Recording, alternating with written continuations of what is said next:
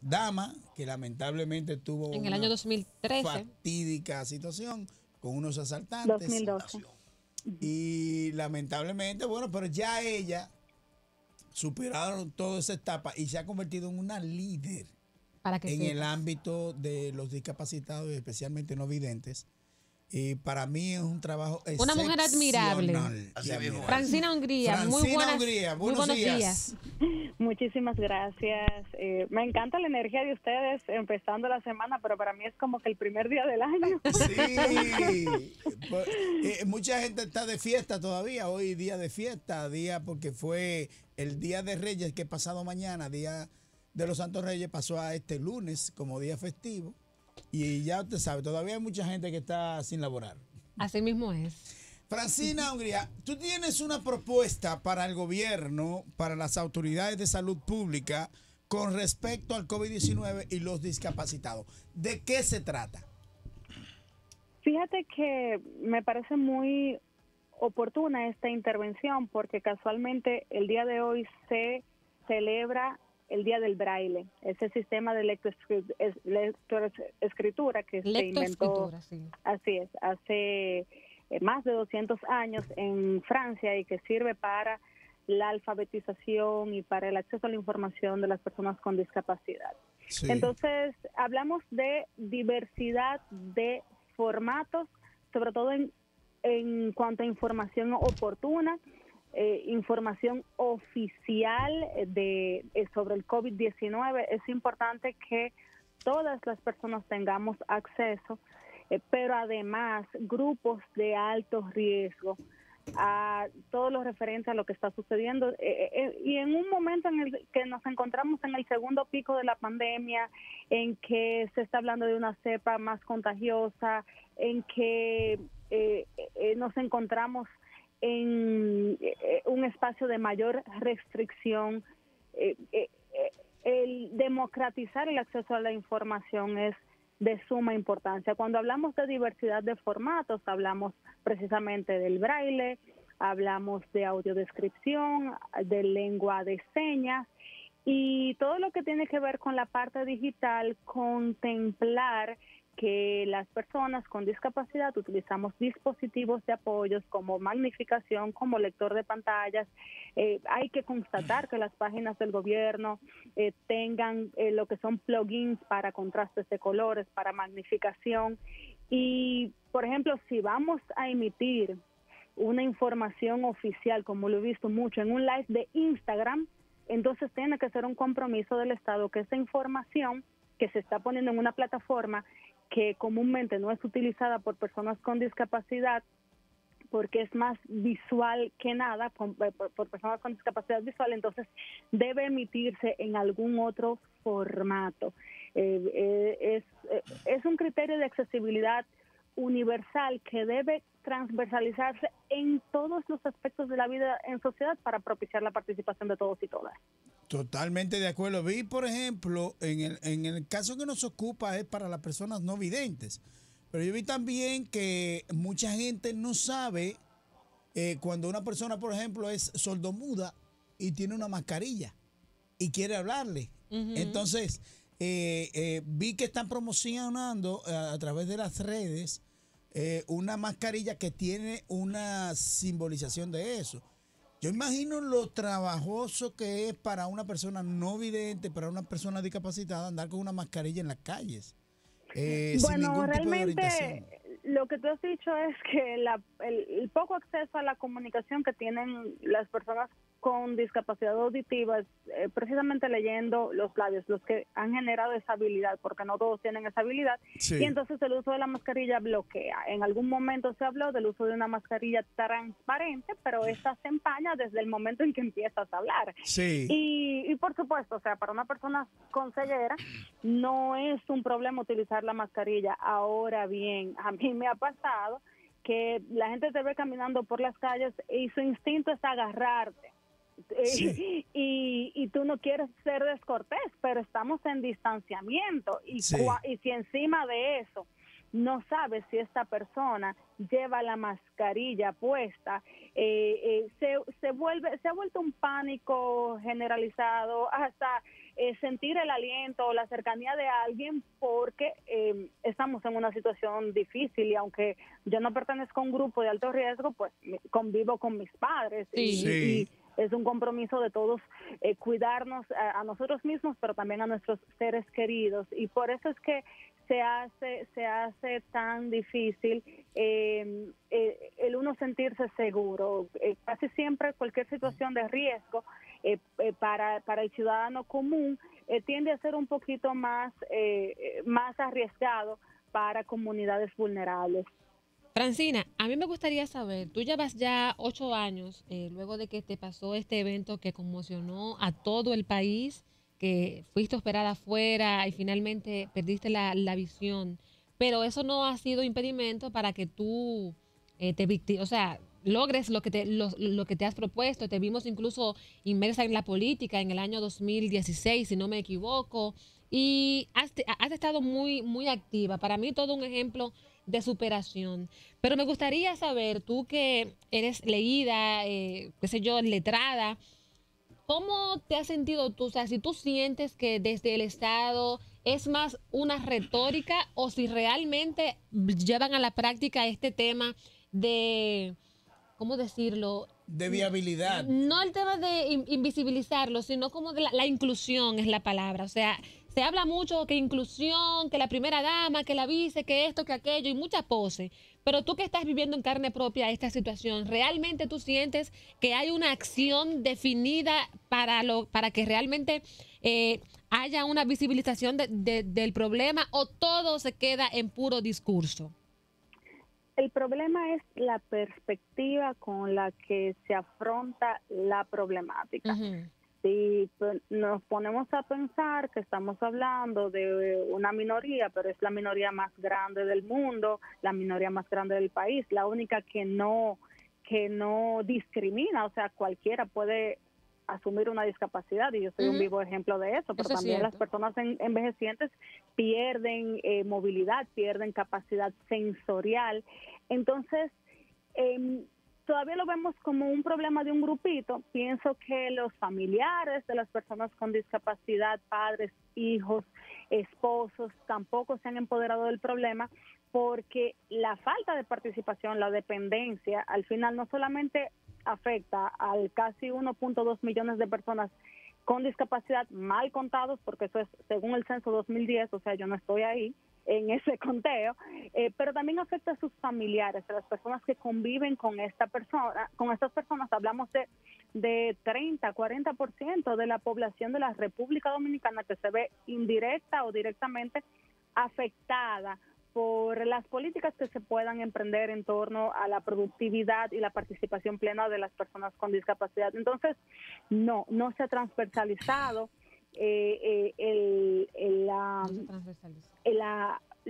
la consecución de los derechos de la comunidad con discapacidad. No hemos emprendido acciones donde se contemple a esa comunidad como parte de la fuerza laboral que puede aportar al desarrollo del país.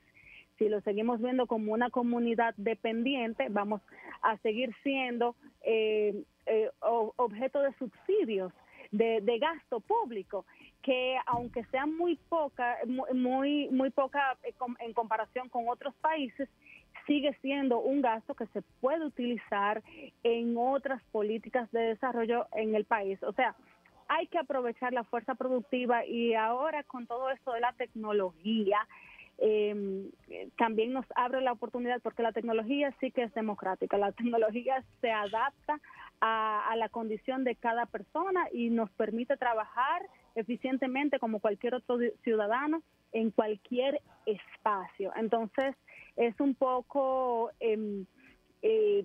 empezar a ver oportunidades donde todavía no hemos visto oportunidades. Tú perteneces a una clase acomodada, Francina. Tú, gracias a Dios, perteneces a una clase económica acomodada, pero hay también muchísimas, parte de esa minoría que proviene de una clase económica desposeída. Imagino que para ellos la situación todavía debe ser mucho más difícil.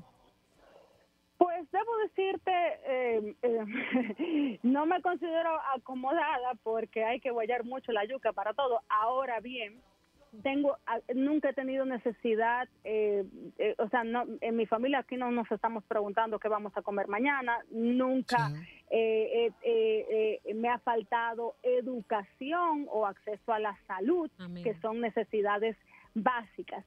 El acceso a recursos mínimos es importantísimo para la comunidad con discapacidad. Y cuando hablamos de recursos mínimos, hablamos de herramientas como un celular con lector de pantallas, como un bastón, como un computador, Sí. que es lo que va a garantizar tu autonomía. Por ejemplo, ¿en qué yo puedo decir que se refleja esa acomodación que estás diciendo? En el hecho de que cuando voy a ingresar a una universidad, que por ejemplo ahora estoy haciendo mi segunda maestría después de que perdí la vista, yo no ando preguntando si la universidad es accesible. Yo entro al programa porque yo sé que tengo los recursos que necesito para acceder a la información. Que si la información es impresa, bueno, pues yo puedo escanearlo, convertirlo en digital porque tengo los software, tengo el escáner, etcétera, etcétera. Francina. Es el acceso a la herramienta que hace la diferencia. Gracias. Feliz 2021. Gracias. Un abrazo. Muchísimas gracias. Que pasen feliz día. No que te vayas. Es que Michael Miguel Holguín te está saludando, ¡Ay, hola! de manera especial. ¡Qué gusto! ¿Cómo tú estás? Yo te tengo una pregunta después de Mike. Excelente, gracias a Dios. Francina, mira, desde tu punto de vista, ¿cómo ha sido la relación gobierno-sociedad civil? Pero mucho más, la relación gobierno-salud pública con las fundaciones y organizaciones que tienen que trabajan con discapacitados. ¿Cómo ha sido en esta época del COVID-19 esa relación? ¿Se han integrado, lo han convocado? ¿Cómo se ha dado esa relación entre ustedes? Fíjate que no se ha hecho una convocatoria especial para las ONG que trabajan con la discapacidad en el país. Somos un grupo importante de entidades que complementan ese compromiso estatal de la consecución de los derechos de la comunidad con discapacidad en el país.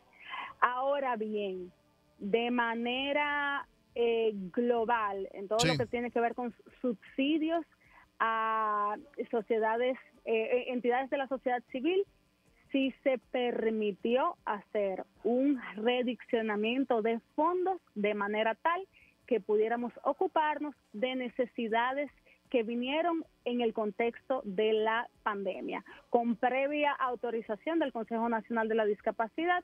Si usted tenía unos fondos aprobados para proyectos, ya sea de inclusión laboral, ya sea de educación inclusiva, de lo que fuera, y en estos momentos se ve la necesidad de suplir medicamentos, de suplir alimentos, mascarillas, gel, con previa autorización, entonces se podía hacer esa solicitud, redireccionar los fondos, porque lamentablemente la naturaleza de los proyectos que trabajamos todo este año cambiaron completamente con todo esto del COVID, y entonces ahí se abrió la brecha, la oportunidad de enfrentar la situación directamente con nuestras comunidades, nuestras familias. Sí.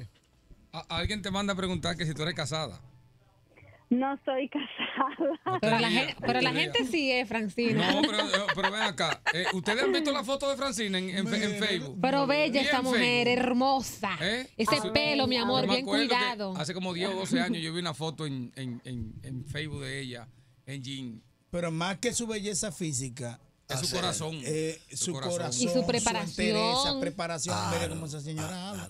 Francina, hay una situación, o sea, ciertamente. Complacido el ¿Tú amigo. crees, quería saber. crees que El amigo que eres existe tú. la posibilidad de que el gobierno obtempere a ese llamado que haces con respecto a los discapacitados y especialmente los discapacitados visuales?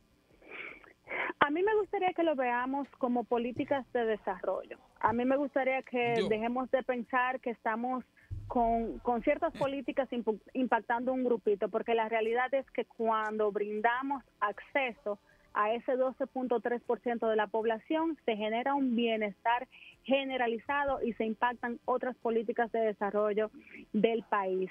Creo que estamos en un momento oportuno, que se está iniciando un nuevo gobierno, un gobierno que habla de pluralidad, que habla de cambios. Entonces vamos a aspirar, a ambicionar que esos cambios también se reflejen en la comunidad con discapacidad, que tiene muchísimo talento y deseo de aportar, pero además que con todo esto del teletrabajo viene a fungir como una fuerza laboral importante, que aquellas barreras físicas que conocemos, la hostilidad de nuestras vías públicas, entonces ya dejan de ser una barrera y podemos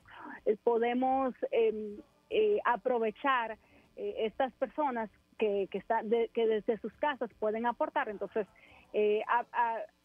un poquito a pensar en función de la productividad y de la autonomía que tiene que generar cada ciudadano para poder participar de la reactivación económica del país. Y en cuanto a lo que tiene que ver con el turismo, pues obviamente todas las medidas que se tomen en torno a accesibilidad urbana, que Michael lo conoce perfectamente porque cada año ha apoyado las iniciativas que hacemos con la promoción del bastón blanco y exponemos las hostilidades de nuestras vías públicas. Sí. Si queremos generar valor agregado, si queremos ser el foco de atención de todos los turistas a nivel mundial, no solamente debemos pensar en seguridad, en una oferta multidestinos, también debemos ampliar nuestro público meta y, ¿por qué no?, las personas con discapacidad y sus familias que son digamos, un público importante al que podemos llegar. Y no dejar de resaltar hoy, Día del Braille, que también es importante que la educación, la alfabetización sea democrática. La Constitución lo dice, el derecho a la educación de todos y todas, y que el Estado debe proporcionar los formatos que permitan el acceso a cada individuo sin importar su condición. Todavía en nuestro país hay una o dos máquinas braille, no hay acceso a libros en formato braille para que los niños, los jóvenes con discapacidad puedan recibir el pan de la enseñanza de manera oportuna, y entonces luego tenemos que lidiar con tantas brechas de comunicación escrita cuando van a la universidad, y entonces así no se genera esa riqueza que hay en la diversidad. No hablemos de tolerancia, hablemos más bien de ver la riqueza que hay en las diferencias y cómo podemos aprender de cada ser humano y de lo que puede aportar al país. Bueno, Excelente. Francina, yo creo que tu participación ha sido más que importante y Que excelente. decirle sí a un tía. Francina, ¿y de qué es la maestría que tú estás haciendo ahora? Diplomacia y servicio consular. Ay, qué fina, my darling. No te aguanto. Lo que pasa Gracias, es Francina. que, con respecto a la carrera que me preguntas, yo Sí. pienso que la cooperación internacional es clave para desarrollar los proyectos que necesitamos impulsar en torno a diplomacia urbana, todo esto de accesibilidad. Tengo objetivos muy ambiciosos y quisiera seguir representando a la comunidad con la que me identifico. Excelente. Ahora también a otro nivel. No, pero excelente, verdad, qué Francina, orgullo. y te apoyamos. Te apoyamos Amén. porque la verdad que tú eres, como decía Patricia, un ejemplo de superación, de positivismo, de optimismo. Sí, sí, sí, y no sí. te ha parado nada y no te ha detenido nada. Y eso para mí es un incentivo. Admirable, admirable. Totalmente. Francina, gracias Muchísimas por gracias. estar con nosotros aquí en la opción de la mañana. Un abrazo. Vamos Genial, a la buenos días. pausa comercial.